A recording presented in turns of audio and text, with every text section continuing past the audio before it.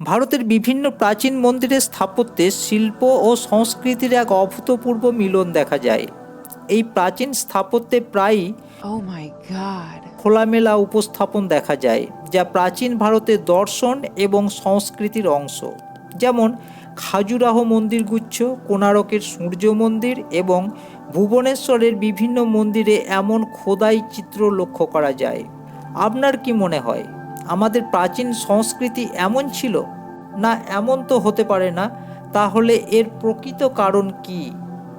আসুন আমরা জেনে নিই এর প্রকৃত কারণ কি। হিন্দি শব্দ খাজুর থেকে নামকরণ হয়েছে খাজুরাহ, বাংলায় যাকে বলা হয় খেজুর। শহরটি অবস্থিত মধ্যপ্রদেশের বুন্দেলখণ্ড এলাকায়। চারপাশে রয়েছে প্রচুর খেজুর গাছ।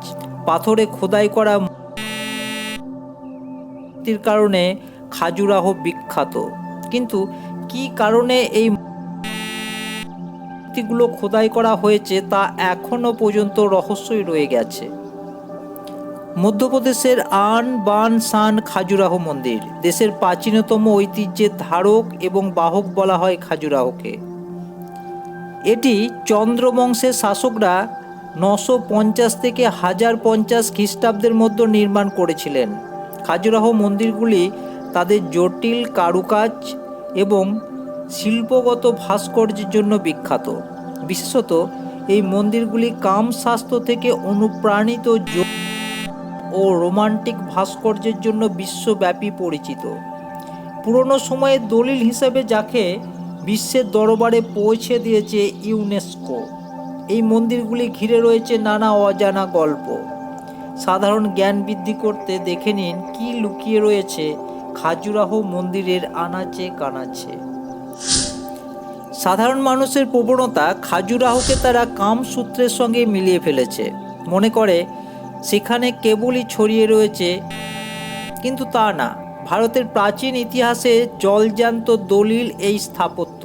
মধ্যপ্রদেশের খাজুরাহ মন্দিরের খ্যাতি বিশ্বজোড়া।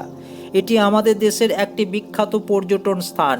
এটি মধ্যপ্রদেশের ছত্তারপুর জেলায় অবস্থিত একটি প্রাচীন মন্দির হল খাজুরাহ। পাথরের উপর খোদাই করা মূর্তি এক অসামান্য ভাস্কর্যের নমুনা, আর এই কারণেই এটি সারা বিশ্বে পর্যটকদের কাছে আকর্ষণীয়। পাথরের উপর নিখুঁতভাবে খোদিত মূর্তি এবং সুন্দর চিত্রকর্ম দেখে মুগ্ধ হতে হয়। এই মন্দিরের দেওয়ালে 10% অংশই খোদাই করা রয়েছে কার্যকলাপের নানা চিত্র, আর মানব জীবনের নানা ঘটনার চিত্র খোদাই রয়েছে প্রায় 90% স্থান জুড়ে। কথিত আছে এই মন্দিরের মূর্তিগুলি খোদাই করা হয়েছিল চন্দেল রাজাদের আমলে, কিন্তু চন্দেল রাজারা কেন এই মন্দির তৈরি করেছিলেন তা আজও রহস্য থেকে গেছে। কী কারণে যে মন্দিরের দেওয়ালে রতিক্রিয়া, নাচের ভঙ্গি, আধ্যাত্মিকতা ও প্রেমের মূর্তি তৈরি করা হয়েছিল তা নিয়ে নানা জনের নানা মত রয়েছে। পূর্বেই বলেছি, জাঁকজমক, ঐশ্বর্য এবং প্রাচীনত্বের কারণে মন্দিরটি বিশ্ব ঐতিহ্যবাহী স্থানের তালিকাভুক্ত হয়েছে। তবুও এই মন্দিরের তৈরি মূর্তিগুলি নিয়ে বহুবার বিরোধিতা হয়েছে। যদিও কামকলায় রত চিত্রিত নারী পুরুষের মুখে কোনো অশ্লীলতার আভাস নেই। এই মন্দির এবং তার ভাস্কর্য প্রাচীন স্থাপত্য ও শিল্পের এক অমূল্য সম্পদ। এই মন্দিরে খোদাই করা মূর্তিগুলি দেখার পর প্রায় সকলের মনেই প্রশ্ন আসে, মন্দিরের মতো পবিত্র স্থানে এইসব মূর্তি বানানোর উদ্দেশ্য কী ছিল? মূর্তি তৈরির সময় ধর্মীয় নেতারা এর কেন বিরোধিতা করেন নাই? এ মন্দিরের সঙ্গে কামসূত্রের কোন সম্পর্ক আছে? মন্দিরে খোদাই করা মূর্তিগুলিতে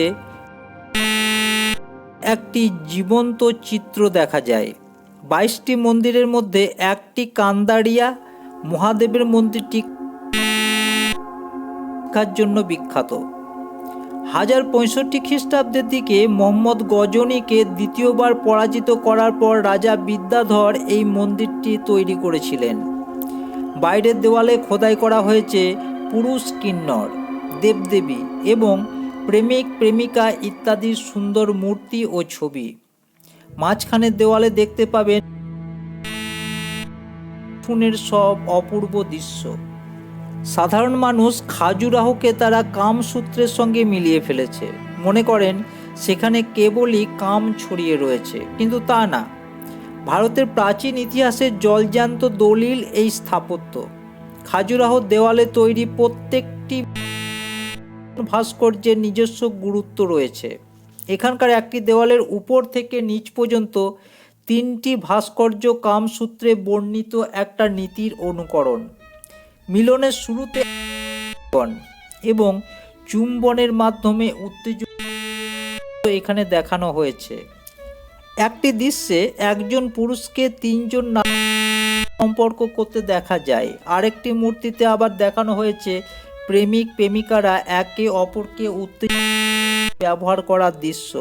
এটি কামসূত্রের কিছু নীতিকে প্রতিফলন করে। কথিত আছে চান্দেলা রাজাদের সময়ে এই এলাকায় তান্ত্রিক সম্প্রদায়ের বামমার্ক শাখার আধিপত্য ছিল।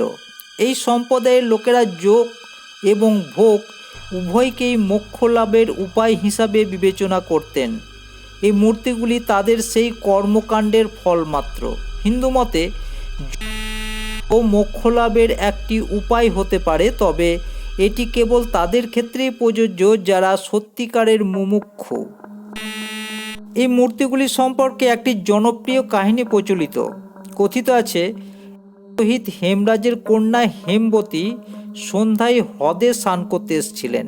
সেই সময় আকাশ থেকে স্বয়ং চন্দ্রদেব হেমবতীকে স্নান করতে দেখেন এবং তার মন বিগলিত হয়ে যায়।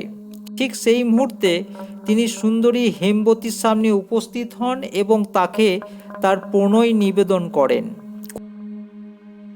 কথিত আছে তাদের যে পুত্র জন্মেছিল তিনি বড় হয়ে চান্দেল রাজবংশ প্রতিষ্ঠা করেন। সমাজের ভয়ে হেমবতী পুত্রকে কর্ণাবতী নদীর তীরে লালন পালন করেন এবং তার নাম রাখেন চন্দ্রবর্মন। বড় হয়ে চন্দ্রবর্মন একজন প্রভাবশালী রাজা হয়ে ওঠেন। একবার তার মা হেমবতী তাকে স্বপ্নে দেখা দিয়ে তাকে এমন মন্দির নির্মাণ করার নির্দেশ দেন, এমন কিছু করতে যাতে যৌন মানব জীবনের এক অপরিহার্য অংশ তা সমাজ বুঝতে পারে। চন্দ্রবর্মন তার মায়ের নির্দেশ মেনে এই ধরনের মন্দির নির্মাণের জন্য খাজুরাহোকে বেছে নিয়েছিলেন। এই স্থানে তিনি নিজের রাজধানী স্থাপন করেন। তিনি এই মন্দিরে 85টি বেদির একটি বিশাল যজ্ঞের আয়োজন করেছিলেন। পরে বেদিগুলির জায়গায় 85টি মন্দির তৈরি করান, কিন্তু আজ 85টি মন্দিরের মধ্যে মাত্র 22টি মন্দির অবশিষ্ট রয়েছে। চতুর্দশ শতাব্দীতে খাজুরাহো থেকে চান্দেলদের প্রস্থানের পরই সেই সময়কালের সমাপ্তি ঘটে।